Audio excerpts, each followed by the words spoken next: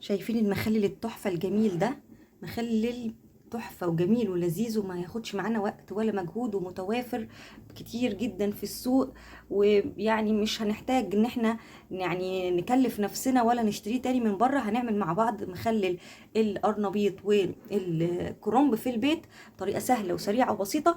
يلا تعالي بينا نشوف النهاردة هنعمل المخلل اللذيذ ده ازاي مع بعض. السلام عليكم، ازيكم عاملين ايه؟ يا رب تبقوا بصحه وخير ان شاء الله. النهارده هخلل معاكم كرنب وقرنبيط بطريقه سهله وبسيطه، وهيطلع معاكي مقرمش ولذيذ جدا وطعمه حلو قوي زي اللي بنشتريه بره من المحلات. طبعا احنا عارفين ان الكرنب والقرنبيط متوفرين جدا وكتير في السوق في الشتاء، فاحنا هنستغلهم ونعمل يعني ننوع كده. بدل ما نعمله محشي او مقلي، القرنبيط هنخلله النهارده وهو مخلل جميل قوي ولذيذ وحلو كده مع الاكلات، بيفتح النفس. قبل ما نبتدي الفيديو بتاعنا النهارده، يا ريت لو كنتوا اول مره تشوفوا قناتي يا ريت تشتركوا فيها وتفعلوا زر الجرس عشان يوصلكوا كل فيديو جديد انزله، وتدعموني وتشجعوني اكبر القناه بيكم وليكم. يلا نسمي الله ونشوف هنعمل ايه مع بعض. زي ما انتم شايفين حبايبي قدامكم، انا معايا حبه قرنبيط وحبه كرنب. طبعا انا كنت عملت مره قرنبيط وعملت مره كرنب، واتبقى منهم كانت الكرنبه كبيره والقرنبيطه كبيره، فسبت منهم يعني جزء كده، قلت اخلله. مخلل بيبقى حلو ولذيذ قوي في الشتاء، مخلل الكرنب والقرنبيط.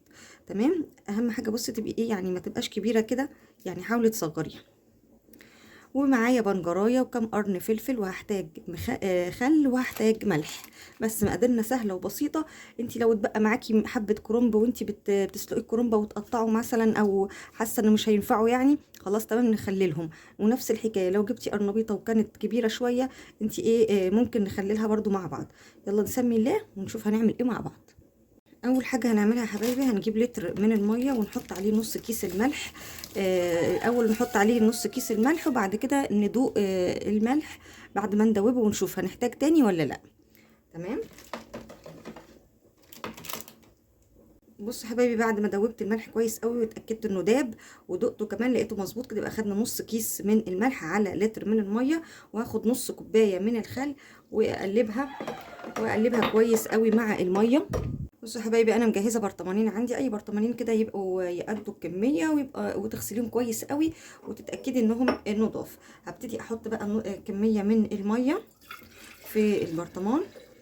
الاول نحط الميه وبعد كده نبقى نحط القرنبيط او الكرنب. تمام. ونشوف بقى لو احتاجنا نحط تاني من الميه تاني ولا لا. خلاص.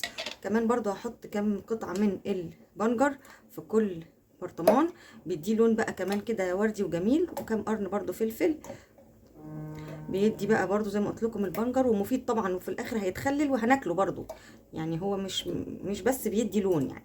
تمام. نبتدي بقى نحط في كل برطمان الكرنب والقرنبيط.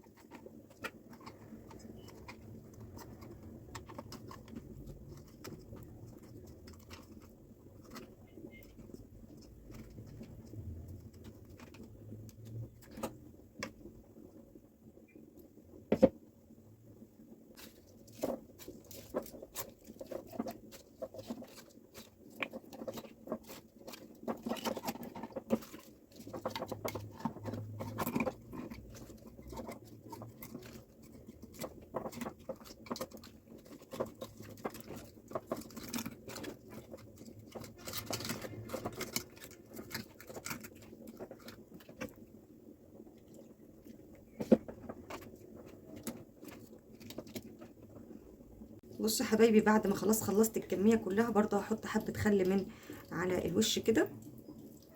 تمام. وبعد كده باي بقى كيس عندك او ستريتش، انا هستخدم الاكياس بتاعه الاكل دي، بتاعه اللي بنغطي بيها الاكل دي، علشان نبقى نقفل البرطمان بشكل محكم يعني. تمام. لازم نقفل البرطمان كويس قوي قوي قوي عشان ما يدخلوش هوا. وطبعا لازم البرطمان زي ما اتفقنا يكون نظيف جدا جدا، وغسلينه كويس قوي ومعقمين. بس اقفلهم بس كويس وارجع لكم. بصوا يا حبايبي، خلصنا خلاص بمكونات بسيطة قوي. عملنا مخلل لذيذ جميل حلو كده مع الاكلات في الشتاء، متوافر ورخيص، ما خدش معانا وقت ولا مجهود. وعملت حبة مخلل يعني حلوين قوي قوي قوي، تغيير كده. انا عملت معاكم كمان قبل كده الليفت، واي حاجة ممكن نعمل كمان جزر. يعني اللي متوافر في السوق في الوقت ده احنا نقدر نعمله مع بعض بطريقة سهلة وبسيطة، اللي مش هتاخد مني لا وقت ولا مجهود، وهتطلع لي مخلل ويعني سهل وبسيط وسريع وموفر، واحسن كمان وانضف من اللي بنشتريه من بره. يا ريت النهارده الفيديو يكون عجبكم واستفدتوا منه. لو عجبكم الفيديو يا ريت تضغطوا لايك وتسيبوا لي كومنت في التعليقات يشجعني انزل لكم فيديوهات تانية كتير كتير. شكرا ليكم وشكرا لمشاهدتكم للفيديو. مع السلامة.